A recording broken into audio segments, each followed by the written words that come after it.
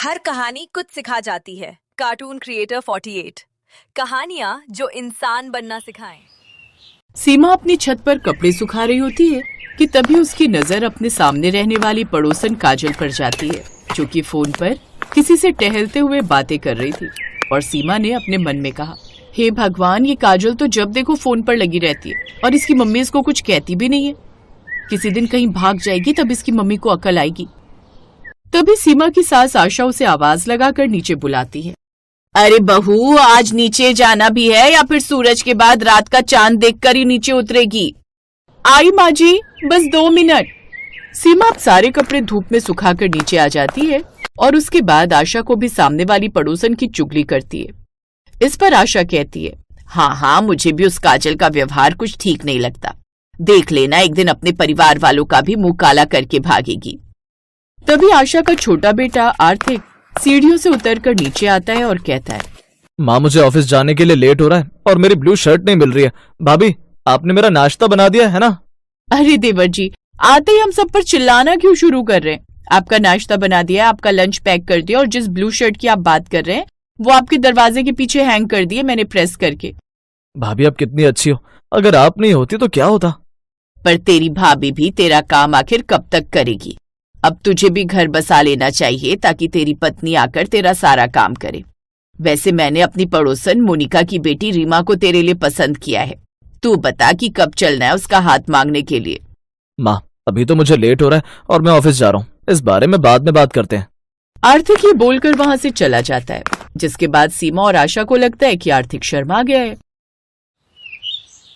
ऐसे एक दिन आर्थिक जब ऑफिस से आ रहा था तो सीमा बालकनी में खड़े होकर देखती है कि आर्थिक काजल को अपने पीछे बाइक पर बिठाकर ले आया था। सीमा ये बात आशा को भी बता देती है और रात के खाने पर जब सब लोग बैठे हुए थे तो आशा के पति ने आर्थिक से कहा, आर्थिक बेटा, तू काजल के साथ क्या कर रहा था?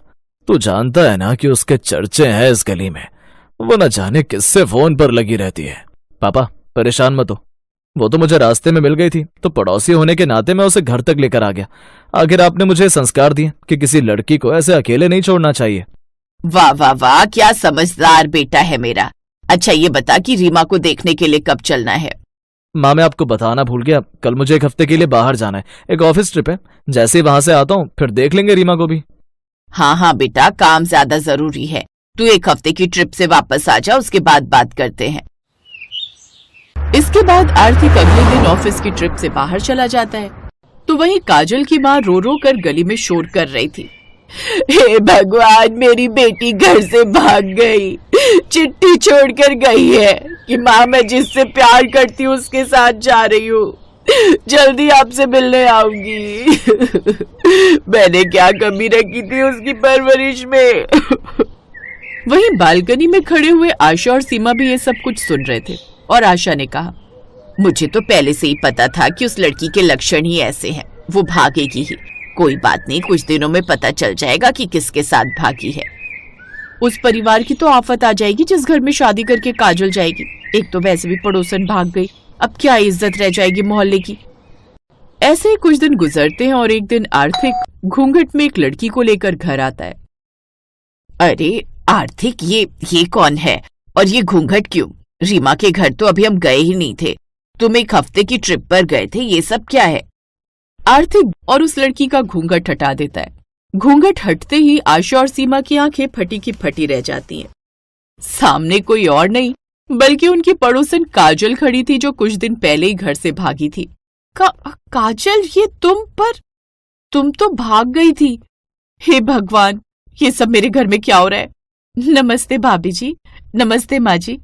हाँ, मैं भाग गई थी, पर मैं अपने पति आर्थिक जी के साथ भागी थी और ये मेरे पति। ये तुम क्या कह रही हो? 1 हफ्ते पहले ही तो तुम अपनी माँ को चिट्ठी छोड़कर गई थी कि तुम किसी से प्यार करती हो। वो कोई और नहीं बल्कि हमारा आर्थिक था। आर्थिक, ये क्या मजाक है? तुम उस गली की लड़की को ब्याह कर ले आए जिसके चर्चे हैं, जिसकी बदनामी तुमने खुद सुनी थी। तुमने हमें क्यों नहीं बताया? तुमने हमें अंधेरे में क्यों रखा? माँ प्लीज शांत हो जाओ, काजल मेरी पत्नी है। हम दोनों पिछले 1 साल से एक दूसरे को प्यार करते थे और मैं आपको रीमा से शादी करने के लिए मना नहीं कर पा रहा था। जब भी मैंने कोशिश की आपने हमेशा अपने पसंद की बात थोपी। हम जानते थे कि अगर हम घर वालों को बताकर शादी करते तो पड़ोस और समाज के डर से आप कभी हाँ नहीं कहती, इसीलिए हमने ये योजना बनाई। योजना? किस बात की योजना? और ये कौन है? आर्थिक, तुम क्या बकवास कर रहे हो? पापा, ये काजल है, मैंने इससे शादी कर ली है। मेरी ऑफिस ट्रिप असल में हमारी शादी की ट्रिप थी। और माँ, आपको याद है जब आप और भाभी मुझे काजल के व्यवहार के लिए कोस रहे थे और कह रहे थे कि वो भाग जाएगी, तब मैं जानता था कि वो मेरे साथ भाग रही है ताकि हम चुपचाप शादी करके आ सके। हे भगवान, यानी मेरी और माँ जी की सारी चुगली सब तुम्हारे लिए थी? तुम ही थे जिसके साथ वो फोन पर बातें करती थी और हमने सोचा कि वो कितनी आवारा है, जबकि वो तो बस अपने होने वाले पति से बात कर रही थी। ओहो, तुमने हमारी इज्जत का बिल्कुल ख्याल नहीं किया। मोहल्ले में सब कहेंगे कि पड़ोसन भाग गई और वो भी पड़ोसी के बेटे के साथ। तुमने हमारी बात नहीं मानी, पर तुम्हें कम से कम उस लड़की के परिवार का सोचना चाहिए था जिसके घर में रोना पीटना मचा हुआ है। माँ, काजल ने उन्हें चिट्ठी में साफ लिख दिया था कि वो जिससे प्यार करती है उसके साथ जा रही है। मैंने शादी से पहले काजल की माँ से बात करने की कोशिश की थी, पर उन्होंने मेरी बात सुनने से भी मना कर दिया। इसीलिए हमने ये कदम उठाया। अब हम यहाँ हैं और हम पति पत्नी हैं। मेरी खुशी इसी में है। ससुर जी जो हमेशा अनुशासन पसंद करते थे, अब गहरी निराशा में थे। तुमने हमारे संस्कारों का अपमान किया आर्थिक। तुमने जो किया वो हमारे परिवार के नाम पर एक धब्बा है। तुम जानते थे कि हम तुम्हें रीमा के लिए तैयार कर रहे थे, लेकिन तुमने हमें धोखा दिया। पापा, ये धोखा नहीं था, ये मेरे प्यार के लिए लिया गया एक बड़ा कदम था। क्या आप मेरी खुशी में खुश नहीं है? मैंने कोई गलत काम नहीं किया है। मैंने अपनी पत्नी को उसके घर से चुराया नहीं है, बल्कि उसके साथ पूरी रस्मों के साथ शादी की है। माँ जी, पापा जी, मैं जानती हूँ मैंने गलत तरीका अपनाया, पर मुझे आपका और पापा का आशीर्वाद चाहिए। मैं आपके बेटे को बहुत प्यार करती हूँ। मैं वादा करती हूँ कि मैं इस घर को अपना घर मानकर चलूंगी और सब कुछ ठीक कर दूंगी। अब जो हो गया सो हो गया। तुम अब मेरी बहू हो, पर ये जान लो तुमने मेरे सपनों को तोड़ा है। अब तुम्हें ये साबित करना होगा कि तुम इस घर के लायक हो। जाओ, पहले नीचे से पानी लेकर आओ, मैं थक गई हूँ। सीमा अपनी सास का ये रूप देखकर हैरान थी कि कैसे समाज और लोकलाज के डर से वो तुरंत अपनी बहुओं को काम सौंपने में व्यस्त हो गई। शुक्रिया माँ, मुझे पता था कि आप हमें समझेंगे। मैं सच में काजल को बहुत पसंद करता हूँ और इस पूरे मोहल्ले में उसकी बदनामी भी मेरी वजह से थी। वो रात रात भर मुझसे फोन पर बात करती थी, मेरे साथ घूमती थी। बस मैं ऑफिस का बोलकर जाता था। वो नौकरी नहीं करती थी और पढ़ाई पूरी हो चुकी थी, इसीलिए वो लोगों की नजरों में आ गई। आर्थिक काजल को लेकर घर के अंदर कदम बढ़ाता है। इस तरह पड़ोसन भाग गई, लेकिन वो अपने पड़ोसी आर्थिक के साथ भागकर अपने ही पड़ोस के घर की बहू बन गई। सीमा और आशा को अब केवल इस हकीकत को स्वीकार करना था, क्योंकि उनका अपना बेटा ही इस चुगली का मेन कैरेक्टर निकला। वो दोनों ये बात समझ जाती हैं कि हमें कभी भी किसी की परिस्थितियों का मजाक नहीं उड़ाना चाहिए, क्योंकि हमें खुद नहीं पता होता कि हम कब उस स्थिति में आकर फंस जाएं।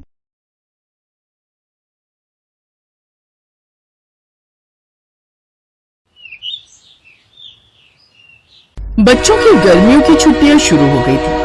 प्रिया अपनी मम्मी के घर जयपुर जा रही थी। रवि प्रिया को स्टेशन छोड़कर घर लौटा तो नीचे ही उसे एक लेडी ने रोक लिया। लाल रेशमी साड़ी, लंबे काले बाल, देखने में इतनी सुंदर थी कि रवि एक पल के लिए उसे देखता ही रह गया। सुनिए। जी बोलिए। आप बता सकते हैं यहाँ जो गार्ड बैठता है वो कहाँ है? वो क्या है ना, मैंने आज ही फर्स्ट फ्लोर के फ्लैट में शिफ्ट किया है, तो मुझे यहाँ की जानकारी नहीं है। ओह अच्छा, फर्स्ट फ्लोर मेरे सामने वाला लिया होगा। मैं अभी फोन मिलाता हूँ। राधे नाम है वैसे गार्ड का।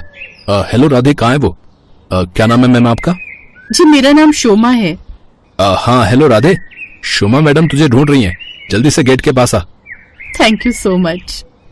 अरे इसमें थैंक यू की क्या बात है, आप हमारी पड़ोसन जो हो, और बाकी कोई और हेल्प चाहिए हो तो बता दीजिएगा। हाँ जी। शोमा से ज्यादा रवि शोमा से बात करने के लिए उत्साहित था। वो शोमा की सुंदरता पर मोहित हो चुका था। प्रिया थी नहीं जो रवि पर थोड़ी सख्ती रखती, इसलिए रवि को भी खुली छूट मिल गई पड़ोसन को ताड़ने की। अरे यार दिखा तो, कब से गैलरी में खड़े, कब आएगी तेरी सुंदर पड़ोसन अपनी खिड़की पर भाई? अरे यार बस आती होगी, सुबह सुबह बालकनी में चाय पीने की आदत है उसकी, तो भी क्या याद रखेगा। ओहो, इतना भी पता कर लिया भाई, क्या बात है? भाभी जी गई और तुमने पड़ोसन की खिड़की में झांकना भी शुरू कर दिया भाई है? अबे ऐसा कुछ नहीं है यार, बस ऐसे ही पता चला। नई पड़ोसन है तो थोड़ी जान पहचान तो बनती है ना। रवि की नजरें लगातार सामने वाले फ्लैट की बालकनी पर थी। कुछ ही देर में शोमा में बालकनी में आई और एक मग में चाय लेकर रेलिंग पर हाथ रखकर खड़ी हो गई। रवि ने हिम्मत करके अपनी बालकनी से शोमा को आवाज दी। गुड मॉर्निंग शोमा जी। गुड मॉर्निंग रवि जी, कैसे हैं आप? मैं तो ठीक हूँ, आप बताइए, सेटल होने में कोई दिक्कत तो नहीं आ रही? कुछ मदद चाहिए हो तो बता दीजिएगा। नहीं, सब ठीक है, थैंक यू। बस थोड़ा सामान सेट करना बाकी है। अरे कोई दिक्कत नहीं, अगर कोई हैवी सामान शिफ्ट करना हो तो मैं मदद कर सकता हूँ। मेरे कुछ दोस्त हैं, बुला लेते हैं। अगर ऐसा हो जाए तो बहुत अच्छा होगा। एक बड़ी अलमारी है, उसे शिफ्ट करने में थोड़ी दिक्कत आ रही है। बस फिर मैं अभी फोन करता हूँ दोस्तों को, आप चाय पीजिए आराम से। अरे वाह, थैंक यू सो मच, आप बहुत अच्छे पड़ोसी हैं। अरे इसमें थैंक यू की क्या बात है, पड़ोसी ही पड़ोसी के काम आता है। रवि के चेहरे पर एक अजीब सी खुशी थी। उसे शोमा से बात करने का और उसके करीब जाने का एक और बहाना मिल गया था। दोपहर होते होते रवि और उसके दोस्त शोमा के फ्लैट में थे। शोमा जी, अगर कोई और काम हो तो बेझिझक बताइएगा। अरे रवि जी, आप लोग तो फरिश्ते बनकर आए हैं। इतनी बड़ी अलमारी में अकेले तो कभी हिला भी नहीं पाती। बहुत बहुत धन्यवाद आप सबका। रवि जी, मुझे यहाँ आसपास के कुछ अच्छे लोकल मार्केट और खाने की जगहों के बारे में जानना है। अरे तो मैं बताता हूँ आपको, यहीं पास में एक बहुत अच्छा लोकल मार्केट है और खाने के लिए तो एक से बढ़कर एक जगह है। आप अगर चाहें तो मैं आपको शाम को चलकर दिखा सकता हूँ। सही है, पटाले। रवि दोस्त को इशारे से घूरता है। शाम को रवि और शोमा दोनों पास के बाजार गए। रवि पूरी कोशिश कर रहा था कि वो शोमा को इम्प्रेस कर सके। शोमा को भी रवि की कंपनी अच्छी लगने लगी। रवि का खुशनुमा स्वभाव और हेल्पिंग नेचर उसे भा रहा था। रवि और शोमा की दोस्ती धीरे धीरे गहरी होती जा रही थी। एक दिन रवि और शोमा शाम को पार्क में बातें कर रहे थे। तभी रवि के फोन पर प्रिया का कॉल आया। रवि, सरप्राइज, मैं वापस आ गई हूँ।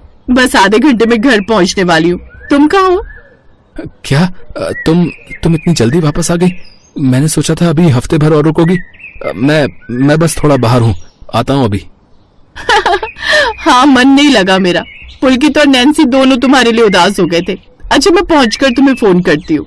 रवि ने तुरंत फोन काटा। उसका चेहरा सफेद पड़ गया था। शोमा उसे देखकर हैरान थी। क्या हुआ रवि जी, आप एकदम से ऐसे क्यों हो गए? वो प्रिया, मेरी बीवी वापस आ रही है। ओह, ये तो बहुत अच्छी बात है। आपको तो खुश होना चाहिए। अच्छी बात? अरे आप समझ नहीं रही। वो यहाँ आ रही है और हम अभी यहीं हैं। मुझे घर पहुंचना होगा, मैं चलता हूँ। रवि बिना कुछ कहे तेजी से वहां से निकल गया। शोमा उसे जाते हुए देखती रही। उसे रवि का व्यवहार थोड़ा अजीब लगा, लेकिन उसने ज्यादा ध्यान नहीं दिया। कुछ ही देर में प्रिया घर आ गई। रवि, तुम कहाँ थे? कितनी देर से डोरबेल बजा रही हो? मैं वॉशरूम में था। तुम कैसी हो? सफर कैसा रहा? पुलकित, नैन्सी? पापा, हमें आपकी बहुत याद आ रही थी। ऐसा लग रहा है कि तुम्हें हमारे आने की खुशी नहीं है। अरे नहीं, ऐसा कैसे हो सकता है? मैं तो बस तुम अचानक आ गई इसलिए थोड़ा हैरान था। प्रिया ने रवि की आंखों में कुछ अजीब सा देखा, लेकिन उसने ध्यान नहीं दिया। अगले दिन सुबह रवि बालकनी में आया। उसकी नजरें आदत से मजबूर होकर शोमा की बालकनी पर गई, लेकिन शोमा वहां नहीं थी। रवि को अजीब सा महसूस हुआ। उसे याद आया कि प्रिया घर पर है, इसलिए अब वो शोमा से इतनी आसानी से मिल नहीं पाएगा। रवि को महसूस हो रहा था कि प्रिया के घर में होने के कारण वो शोमा से दूर हो रहा है। एक दो रवि को कुछ सामान लेने के लिए बाहर जाना पड़ा। लिफ्ट का इंतजार करते हुए उसकी नजरें शोमा के फ्लैट के दरवाजे पर गई। रवि जैसे ही शोमा के फ्लैट में घुसने लगा, तभी उसे शोमा की बातें सुनाई दी। हाँ यार, अब इस बेवकूफ रवि को तो बुद्धू भी नहीं बना सकती। अच्छा खासा मुर्गा हाथ आया था तो सोचा था फ्लैट का किराया निकलता रहेगा। बाकी बेवकूफ मेरे सारे काम भी कर देता था, वो भी फ्री में। पर यार, प्रिया उसकी बीवी, हाँ, उसके आने से सारा खेल बिगड़ गया। अब तो बस दूर से ही नमस्ते करता है। रवि शोमा की बातें सुनकर सन्न रह गया था। उसे अपने कानों पर विश्वास नहीं हो रहा था। क्या हुआ, इतनी जल्दी वापस आ गए? तुम तो सामान लेने गए थे। कुछ नहीं, बस बाहर बहुत धूप थी इसलिए अभी नहीं जा रहा। शाम को जाऊंगा। रवि सीधा अपने कमरे में गया और बिस्तर पर लेट गया। उसके दिमाग में शोमा की बातें घूम रही थी। उसे ये जानकर बहुत बुरा लगा कि शोमा उसे केवल अपने फायदे के लिए इस्तेमाल कर रही थी। रवि को पहली बार अपनी गलती का वास्तविक और गहरा एहसास हुआ। उसे महसूस हुआ कि वो न सिर्फ प्रिया को धोखा दे रहा था बल्कि शोमा जैसी स्वार्थी इंसान के जाल में फंसने जा रहा था। रवि, तुम्हारी पसंद की शिकंजी बनाई है, पी लो। अच्छा, मैं नहाने जा रही हूँ, बच्चे खेल कर आएंगे तो गेट खोल देना। ये मैं क्या कर रहा था? प्रिया मुझे कितना प्यार करती है, मेरे अपने बच्चे हैं, मेरा पूरा परिवार है, और मैं अपनी पत्नी और बच्चों को ही धोखा दे रहा था। थैंक गॉड मैं इससे आगे नहीं बढ़ा, वरना ये शोमा मेरी हंसती खेलती शादीशुदा जिंदगी बर्बाद कर देती। रवि ने खुद से वादा किया कि वो अब ऐसा कुछ नहीं करेगा जिससे प्रिया या उसकी शादीशुदा जिंदगी को कोई नुकसान पहुंचे। उसने तय किया कि वो शोमा से पूरी तरह दूरी बनाएगा और प्रिया के प्रति पूरी तरह वफादार रहेगा। रवि को यह समझ आ गया था कि किसी की सुंदरता पर मोहित होकर अपनी गृहस्थी बिगाड़ना सबसे बड़ी बेवकूफी है।